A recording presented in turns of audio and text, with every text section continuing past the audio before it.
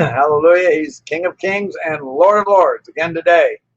The schedule's up there that Benny put on Monday. We talk about Christian Nation. If you're a first-time viewer, we share scripture, how Jesus mandated us to have a political civil effect, basically to disciple our nations is what that even means. New Testament church is on Tuesday, Wednesday's marriage and family. And today is my testimony. Tomorrow is your questions, whatever you want to ask. Anything about me, about you, about life, about death, about politics, church, the Bible. It's all there. And this is what we're going over every day. So, and we like your interaction. So feel free to interact, send your questions in, or some even come online live and we can interact live. Like to see your face. So that's fine too. So anyhow, today we're getting into my life, my testimony. And as I've shared many times, that the Apostle Paul, the message he gave more than any others was his testimony. Your testimony is one of the most powerful messages you and I have if you're in Jesus Christ, because no one can deny a life changed in Jesus. And only God could do that. Only God could make me love people like I love myself. Only God could cause me to want to serve him and worship him. And when I bowed to him, he transformed my life. I never will forget the hour that he came into my life. And day by day, month by month, year by year, he was working in my life to make me all that he wants me to be like his son, Jesus Christ, and to use me. And that's what he wants to do with you, each one of you who know Christ. I don't care how old you are. I don't care where you got started. I don't care how young, how old, man, woman. God can do mighty things through you. Just was reading in Luke chapter 2 about Mary, who was just a young teenage girl, just a humble nobody. And the Holy Spirit saw her and chose her to have Jesus be born in her. And then Mary, as she was praising God, she says, what God has done to me, he will do in any generation to those who fear the Lord. Any generation to those who fear the Lord, in Luke chapter 2. So anyhow, I've been sharing my life, going through everything from how God miraculously provided literally food. I mean, Elijah saw ravens bring him bread. I didn't see the bird, but somehow food that appeared day after day. To this day, I don't have explanations. Money that God gave that provided. When I was single by myself, and I had my time, my days alone in the wilderness. I just sent a verse out this morning to a lot that God gave me, where John, or I guess it was yesterday morning, where John grew up in the wilderness, in the desert, translations say. And I just thought, every man of God, if their testimony, if they've got a testimony where God has used them, one thing that they will be is they will have times alone with God in the desert. I had probably 2 or 3 years where I was alone an awful lot. And I'm kind of a social person. I love people. Most people do. And but God had me by myself, where I was away when I first started to work in Greeley, and even before then. And then in Pueblo, starting it all by myself, being alone. Then God finally raised up a team. So I've never been alone since then, where we had like an apostolic team that was together, even to this day. God doesn't want you to be alone, but initially having time alone with God, being in the desert. Moses was in the desert for years before God used him. Paul was in the desert 3 years before God used him. I basically had about a 3-year desert experience before God began to really launch my own life, my own testimony. Anyhow, the last couple of weeks we've been talking about what we went on after I got out of college, pulling a team of students together, and we started blitzing different campuses, sharing the gospel on campuses. And we were claiming that verse in Luke. God gave that to me. He said, if you're faithful a little, I'll give you authority over 10 cities. I claimed that summer of 1970. We saw 5, went into new states and saw 5 new churches start. Most of those churches today are going on and have multiplied many times over because it's God's word. God says, Jesus said, I will build my church. And we went from New Mexico to Arizona to Texas, back to Colorado, Wyoming, Kansas. And I left off last week where we moved into Iowa, Ames, Iowa. We really went there to take a lot of the students from Kansas University, and Kansas University, we started preaching there. I was preaching there every day in front of Strong's Hall, where the radicals burned down the student union, and the residents were afraid of what was going to happen into their towns. They had their lights on all night because of the radicals that were burning down the campus virtually. And when I started preaching every day, by the grace of God, the power of God, in front of Strong's Hall, there was never another riot. The left, the Marxists, seemed to just evaporate. We were out there preaching the gospel. Then we had Bible study, and right in the center of the lawn, right in front of Strong's Hall, baptize them down in the pond right there when they get saved. Then we moved into Iowa State. And as we moved into Iowa State, we saw so much happen the first 2 weeks, as I shared with you, that we had 150 that met with us in week number 2, baptized approximately 38 people that first Sunday evening in the swimming pool there. And then we usually baptized them in the lake there. And God began to break loose in Iowa State, and seeing a lot happen. In fact, we ended up, it was kind of like my Ephesus. I ended up staying there for several years and going out from there, still going out and having conferences, but basically that was my primary residence, like maybe Jesus had Capernaum as his, or Paul had Ephesus for a period of time. Ames was a place we had seen so much happen. We'd be on a campus, and in a couple of weeks, we'd see another church raise up, 20, 30, 40, 50 students that would get saved, and saw that happen in city after city, town after town, throughout the Midwest. And as we were spreading so much, I felt we just needed to stop. And yet there were some things in the Word that have a real difference in multiplying, which I share in my church revolution today.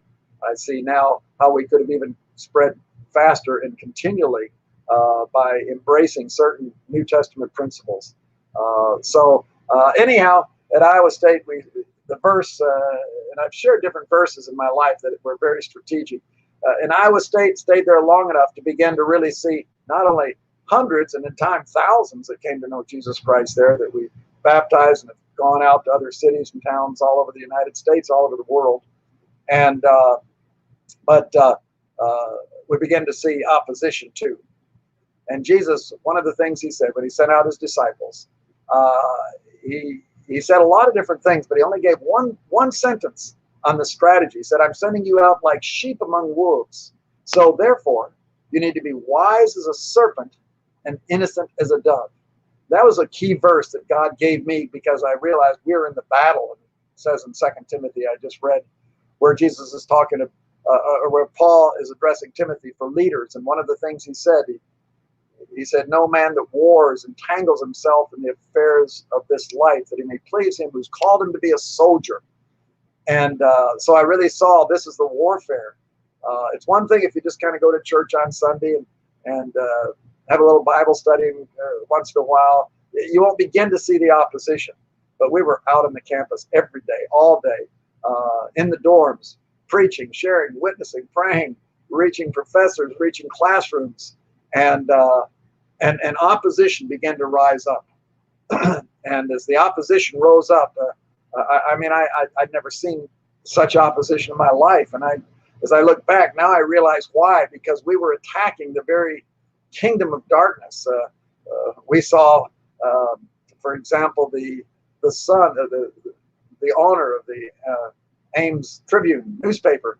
His son came to know Christ, and he met with us some, and he was following the Lord, and his father was not too excited about that. Two of the twin daughters of the head of the philosophy department came to know the Lord and was meeting with us. And when I would preach out on the steps below the department, the professor of the philosophy department would sit up in the third floor window looking out down at me in the crowd, hearing me, knowing that his daughters had come to know Christ. And he wasn't too excited about me. And then Jeff Moore, the son of the Methodist preacher, the big Methodist church there right next to the campus, and the preacher, he didn't know Christ. He used to let the homosexuals do their dances in the basements. And he was basically a socialist Marxist in his philosophy using the Bible. But his son came to know Christ. And of course, so now the church, Methodist church pastor didn't particularly like me. So I had the religious people against me. I had the daily newspaper people against me. I had the philosophy department. The professors were against us and against me and me and the group, but especially I was the lightning rod as God was using me to lead so much then. And so all of a sudden it was like warfare. I was shocked. I'm just a little guy. We just love Jesus and sharing with people. But the enemy knew what we were doing more than what we knew what we were doing. We were turning that town upside down for Christ.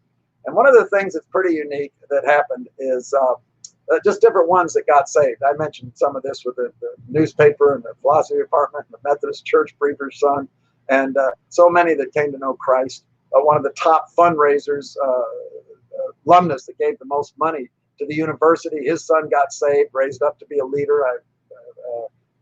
My wife and I led he and his girlfriend, who we later married to the Lord, and he got a call, President Parks at the university, from his father because he was upset how they were condemning Christians. And anyhow, so it was exploding. And one of the fellows that got saved, I think, is here in the studio, and I want to bring him on. He's Rup Chen. And Rup Chen, how are you, my brother? Can't quite hear you. You need to turn on your volume. I don't know what it is.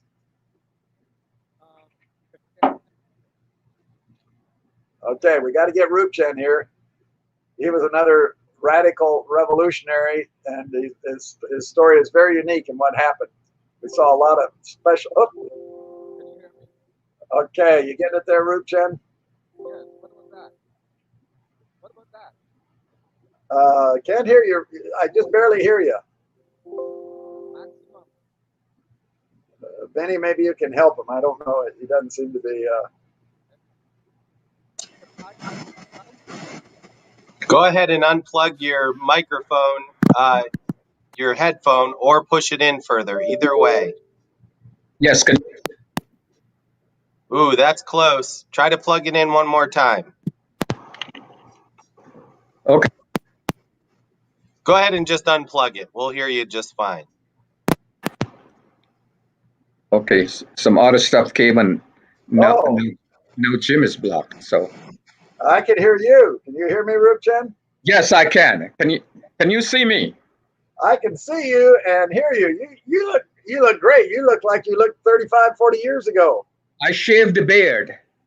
Rup Chen, I gotta tell our people here, our audience, when we first saw Rup Chen, I used to call him a little Castro because he had a big long beard. And don't be embarrassed, Rup Chen. No. I've experienced worse. He had a big long beard, and as I recall, I remember him wearing fatigues, and he was a communist, and he was, in fact, I was just talking to him about it. He was active in helping lead the communist youth in where was it? Guyana, right? Yeah.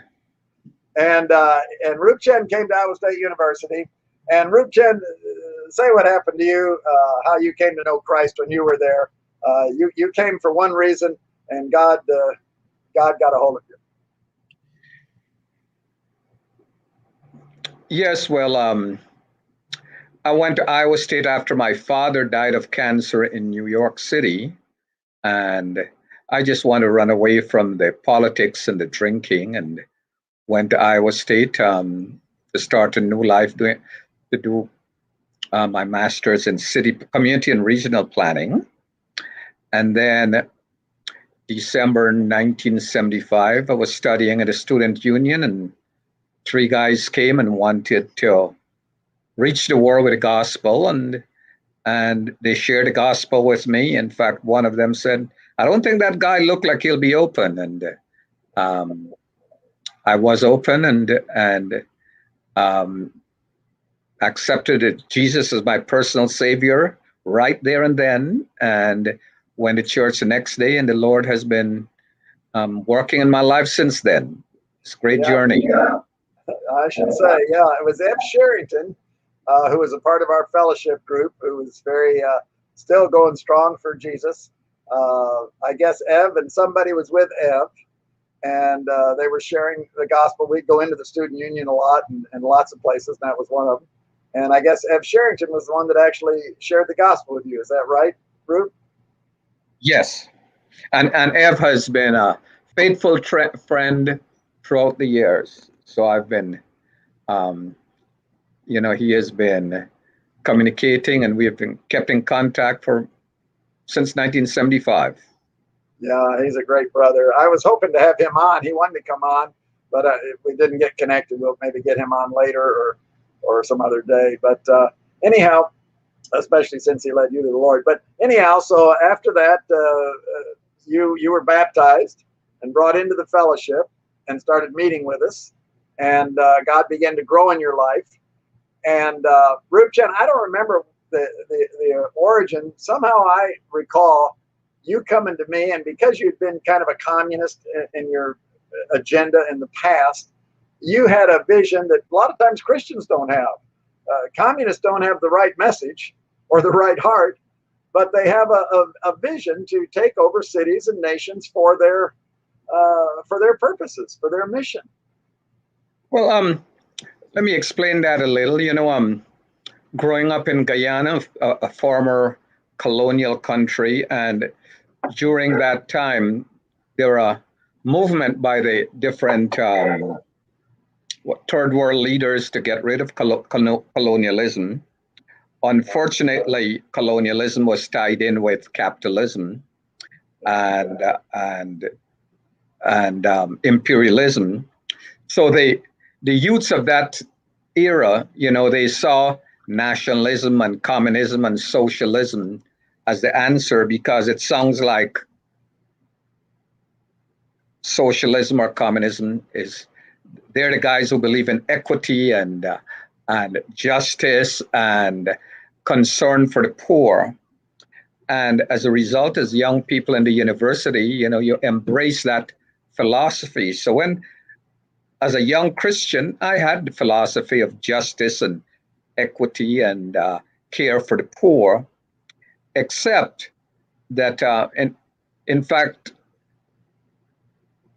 you realize very quickly that communism is just, when the leaders take over, they basically become oppressors, and they take care of themselves rather than the poor, and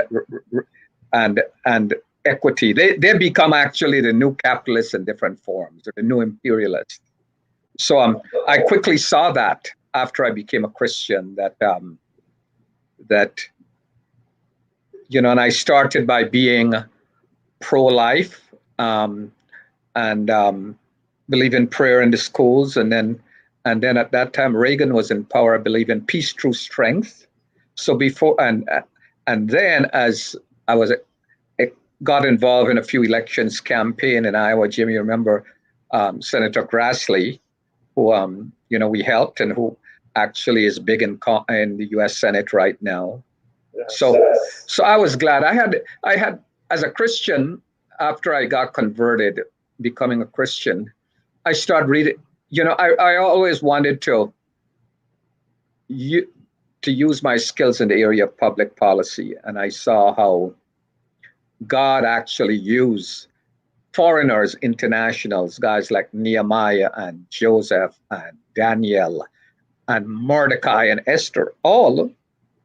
It actually took an international to recognize that. As an international student, I recognized that God did that 2,000-3,000 years ago, using Jewish guys from other countries, from exiles, who actually end up in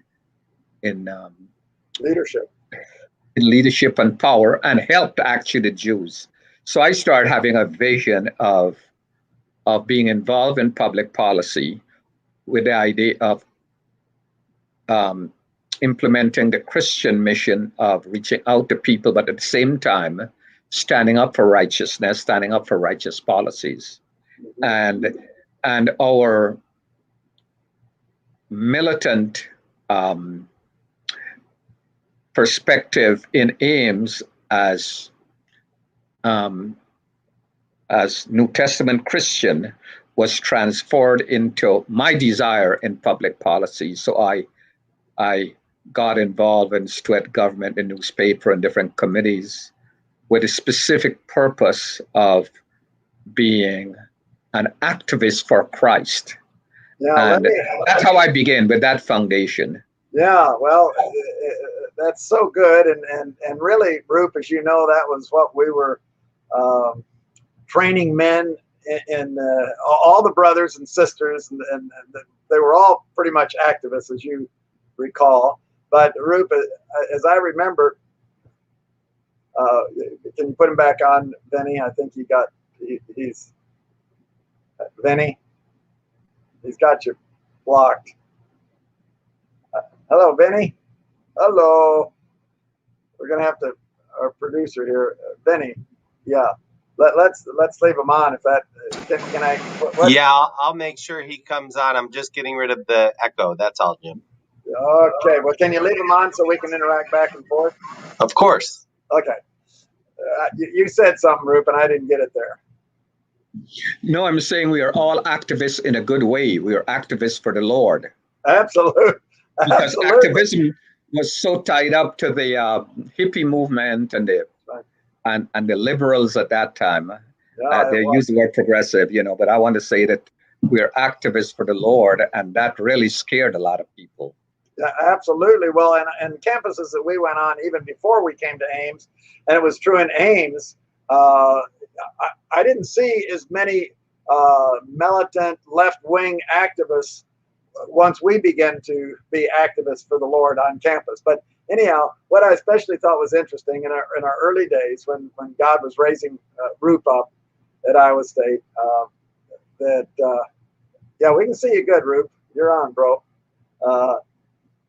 Let's see. Are you able to hear us there, Roop? Yes. Okay.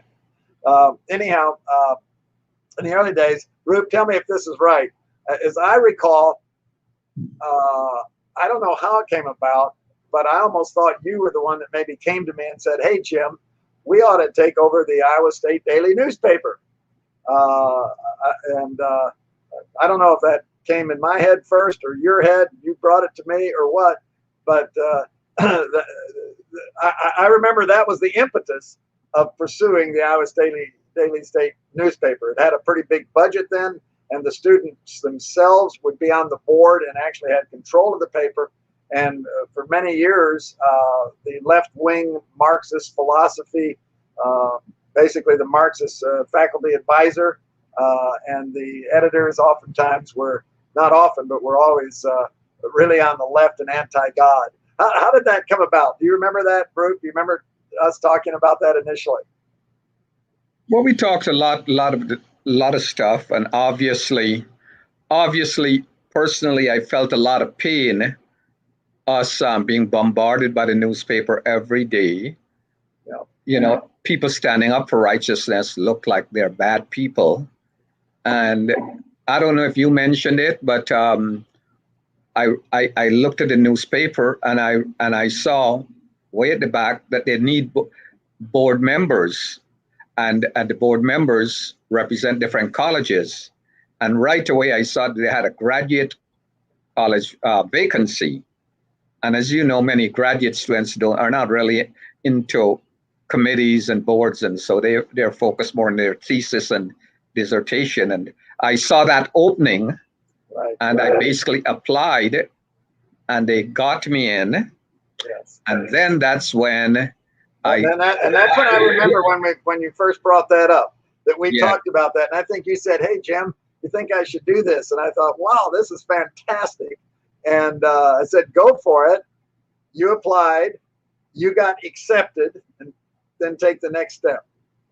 Well, obviously, when I joined the board, it's like Jim mentioned, and it says, we need to go as wise as serpents and innocent as doves. So I didn't say, by the way, I'm an evangelical Christian. They just saw me as a graduate student who want to contribute, and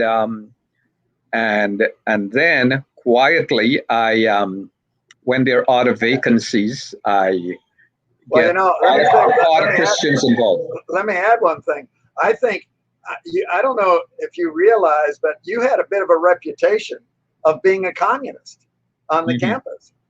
So I think some of them thought, oh, Rupchin, let's get him on the board because he's a Marxist and he's right up our alley. So I think that gave an entree in. And as I shared before you came on board, the verse that now we were in real warfare, spiritual warfare, and the verse that you, Rup, I know shared with you, and I know you applied and shared with others, where Jesus, when he sent his sheep, his disciples out, he said, "I'm sending you as sheep among wolves." Well, what's going to happen if a sheep among wolves? How can they live? Once the wolf realizes they're a sheep, they're dead. They're dead. So to send sheep among wolves is suicide unless you go with the wisdom of a serpent, which basically means they don't see you as a sheep. A serpent, you don't even see a serpent, and they're quiet and they slither, and yet they're still innocent. They're not dishonest. They're not bad. They're wise as a serpent, innocent as a dove. You went in that way. They thought you were a Marxist communist, and so you were great. You got in, and I want to add something. And then or at least they thought that I will be a nice international student with an accent. Yeah. Well, I still remember when you got accepted. You came back to me, and I remember you said, "Hey, Jim, I'm in. I got accepted," and your foot was in the door, and I thought, "Wow!" And we began to strategize at that point what to do next. And I know I was thinking, I don't know if you caught this, but I was thinking, hey, we've got to use certain other Christians to get on the board as well, but they're going to have to be fairly mature because it takes maturity to know how to really function in that environment, to not have a conscience. So you think you've got to kind of wear your yellow armband like the Jews up front.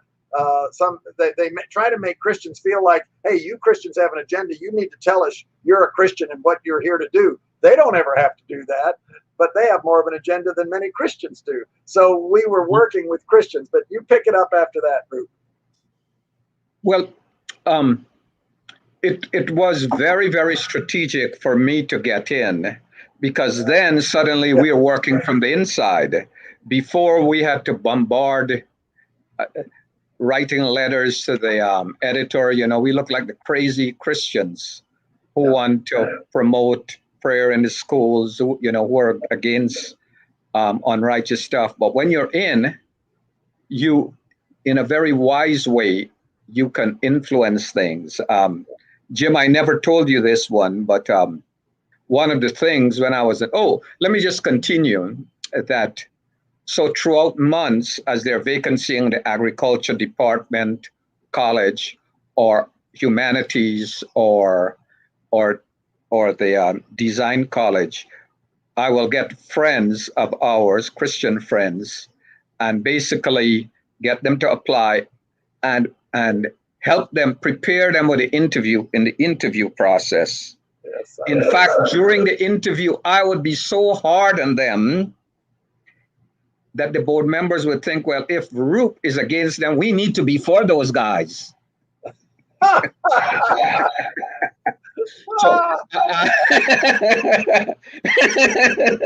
So I use a reverse strategy and get a lot of people on the board, so much so that we had a board of 12 people with 9 Christians.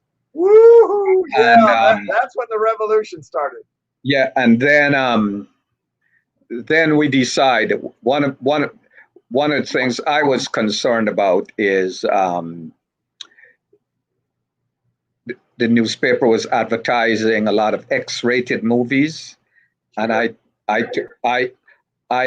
wanted the board to basically ban the newspaper from doing that. But Jim, you're talking being wise. I didn't tell the board, hey, we need to get rid of those X-rated movies. You know what I did? What? I got a sister in the church to write the chairman of the women's department to say that the newspaper is involved in sexism and promoting sexism and this and that. and they should look into it, right? So Right. the head of the women's group got the letter, and she wrote to the board. And the moment the board got it, I just casually said, we need to be sensitive to these women and look into this. So the chairman obviously said, yes, we should form a committee. And you, Roop, since you brought it up, you'll be the chairman of the committee. Next thing you know, we recommend that we should not have X-rated advertisement in the newspaper. So you have to be wise. I could have gone directly and confronted the people in the board, or go around and then. Marup Chen, move over more. We can't see. You're off the screen. There you are. So there's a lot of wisdom, and I'd mentioned before that two principles I've learned from that helped me in later life. I should remind the audience that after doing that, I end up working in Washington. And, Jim may not know this, but my first job in Washington was work for a group called High Frontier to promote the Strategic Defense Initiative program, Star Wars program. And then after the Reagan summit and he beat Gorbachev, I moved to an organization of conservative state legislators. So I was able to interact and help develop policy for all the state capitals in America. So I get a chance to interact with governors and state legislators. A lot of them were personal friends, and we had prayer breakfasts and different things. So my foundation as a Christian was in Ames, where I get to know, to understand, to be involved in political process. In fact, one of the things I've learned when I was as a student in the board is that when you have power is not an exchange of gunfire. If you're 9-3, you need to give a knockout punch. Like for example, like this war with Israel and Gaza recently, I think Netanyahu should have given them a knockout punch, that they should have never, ever have those rockets again. That's what I've learned in Ames, in the board. You cannot just exchange, you fire your gun and get the opposition to fire their gun, and then you fire again. When you have 9-3, you have to fire, bam, bam, bang, bang, knock them out and take over. So that's one of the things I've learned. I've learned also the importance of being on the offense. If you're in the defense, you're going to lose ultimately. So when you're in the offense, you can choose your time and place to fight the battle. Yep. If you are on defense, the enemy, the opposition, choose the time and place, and before long you'll be losing. So those are two things I've learned being in the board. Yeah, Ruth, saying that's so true. But well, let's carry that through a little bit. So God got you in the door. And I remember working and discussing with you, even ones in our fellowship that would be good to get into the board with you, and training them. And you trained them. I know I worked with some of them as well. And but you were the point person there. And then we had 9 of our people, God's people, to 12. And you're absolutely right. I don't know. I must have been, either you or I were sleeping at the switch at that point. Because, and I know I was having conferences and doing lots of other things, but this was exciting what happened. And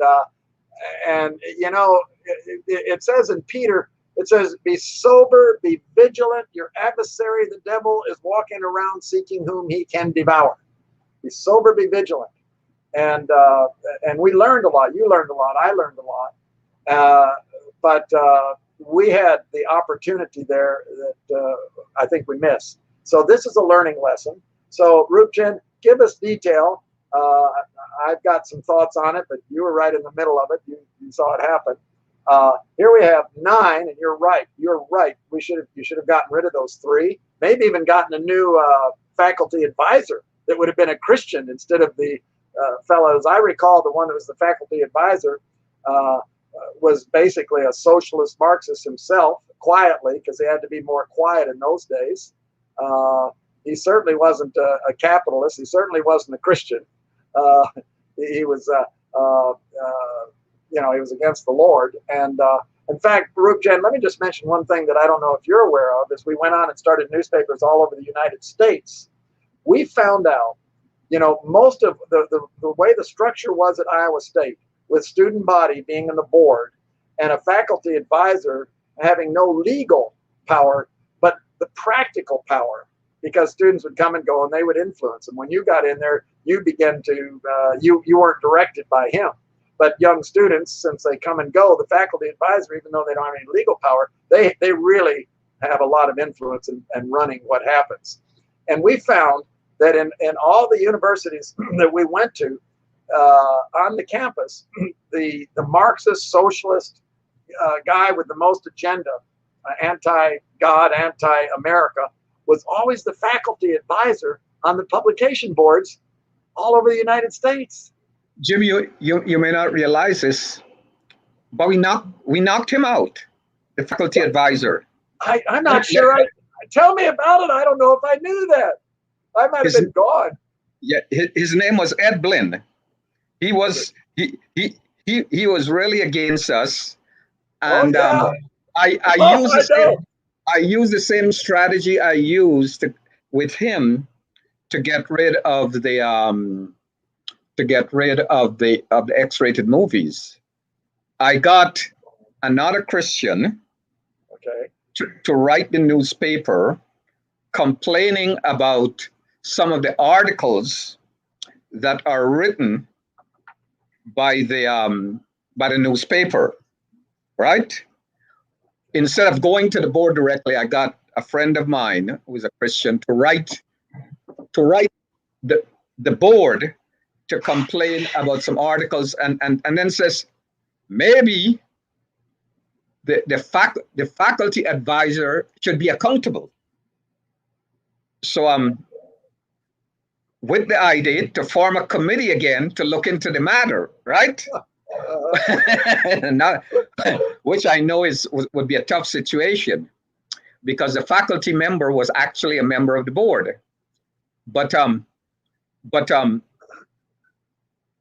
and it says to get rid of a faculty member or a board member, 2/3 of the board, 3/4 of the board has to sign off on it, right? And so what we did, so when the board chairman received the letter to say that the newspaper is not doing well, they're biased, and that we should actually look into the faculty advisor who is on the board. So the chairman got the letter, and he's putting it up to the board now, and he said, so what do you guys think we should do? Right away I said, we should form a committee to look into the matter. Does that sound familiar? Yeah. Fortunately for us, the faculty member was a very proud guy. He said, if you guys form a committee to look into this, I'm going to resign. And he went right up to so I said, we will form a committee to look into the matter. So he went right up, handing his resignation to the chairman, and we left shocked and celebrating. We knocked him out just by he himself resigning because of it. So then it became an uproar. 1 month later when we met, he decided to come back to the meeting and act like he didn't resign. Remember, it takes 3/4 of the board to knock out a person, right? So he came back and said he did not resign. So we put it for a vote, just agree whether he resigned, and the majority says, yes, you did resign. And out of the board meeting, out of the board. He went just by doing that. So that was one of our major victory, by strategically implementing something in the right way without the adversary knowing your strategy. In fact, Jim, I was the only one who knew about the strategy. I didn't even tell our fellow Christians, because that I wanted to give them deniability, as also it could have blown the cover. So they got deniability. They didn't know that was a part of my strategy. They didn't even know that I was behind that letter. And for sure, Mr. Blinn didn't know that was what was happening when he resigned. And so that was a major one. Yeah. That was a So when you said about the importance of a faculty member all across the country, we actually had victory on that one.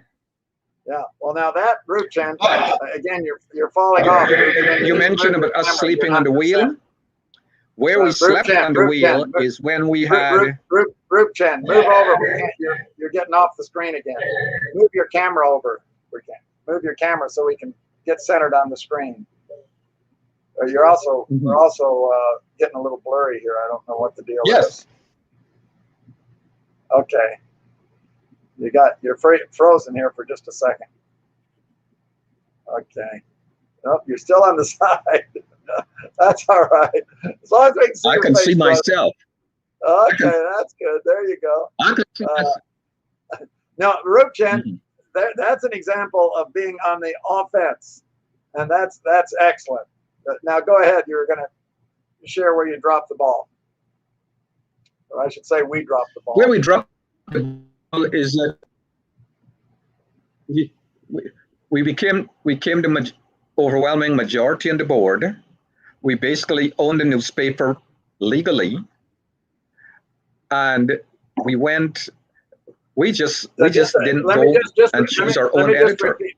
Let me just repeat. Rupchen, for people that have come in that haven't heard, just to bring them up to date here, our fellowship group in Ames, and Rupchen was the point person who first got on the board of the Iowa State Daily newspaper, and it was the major daily newspaper for 140 years at Iowa State, reaching the whole university and virtually most of the town. It was the most powerful media in Ames, Iowa.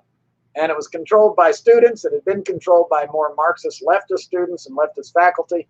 Rupchen got in there, and then one by one, he got others of our fellow brothers and sisters in when there was certain strategic openings, and he was leading the charge, got rid of the faculty advisor, and he tried to come back. They kicked him out a second time, and now Rupchen, pick up where you're at. So they're real. This is really big. This has never happened on any university campus that I know of in the United States. And pick it up, Rup. I think you're frozen, brother. It's too bad. Okay. Benny, Can you get me? Should we continue this later? Is it getting bad, or what do you think? I think we're good now. Go ahead, Rube. Okay, go ahead, Rube. No, I'm saying the opportunity we missed was not getting the editor-in-chief of the paper. And that's basically because, Jim, we did not have the bench strength to actually have a credible person to be the editor-in-chief. And that's probably what is a major link. You know, when you want to replace people, you have to have the backup people take over. Yes. And we didn't have backup people to take over. We put the best editor-in-chief that we knew. He was a brother in our fellowship. He was a neat brother, and I think he was in journalism, but he didn't have as good a qualifications as we were hoping, but it's the best we had. Hey, Benny, I think we ought to pick this up later. There's a lot more I want to share on this. You know, we'll continue this next Thursday. It's my testimony of what happened, where we were in the different campuses. And Iowa State was the first campus where the other universities prior to that, I didn't stay too long. We saw the fellowships raise up, left some leaders behind, would go back and support them and basically build up the church. But at Iowa State, I stopped because we were seeing so much happen across churches, campus churches strung across the United States. And I was needing to go back to a lot of them on a regular basis. And I just knew I could only stretch so far. The Lord taught me some biblical things as a result of that. As a result of that, the Apostle Paul and Barnabas, how they were able to keep going. And this is really strategic from a theological standpoint, which I'll share on the New Testament Church on Tuesdays. But anyhow, we're in the heart of it. I'll get Rup Chen back here next week, Lord willing. And there's a lot more that happened at Iowa State. It's incredible what God did. And so Benny, we're gonna close it off for today. And Rup, I don't know if you can hear this. You seem to have gotten the technical. It was not coming in real clear, but we'll, Lord willing, get you on next week. But gang, look, Satan is alive and well. And the Apostle Paul said we're in a war. And what you do when you're in a war, you'll never do in peacetime. And brother and sister, if you don't realize you're in a war, what will happen? You will lose. That's why we're losing in the United States. That's why we're losing in other countries. We're acting like it's peacetime. Satan and his men are mobilizing. They want to do what Jesus commanded us to do. They want to disciple the nation and put them under demonic leaders that are in the kingdom of darkness, leaders that don't know Jesus Christ as King of Kings. Brothers and sisters, get excited about what's going to count for eternity. Anyhow, it's my life, the good, the bad, the ugly. God was teaching me, and just give what you got. The Lord's grace is amazing. What He'll do with a little brother or sister, if they'll just be humble and cry out to the Lord for His will, for Him to take over for the kingdom of God here on earth as it is in heaven. I'll see you tomorrow. Your questions tomorrow.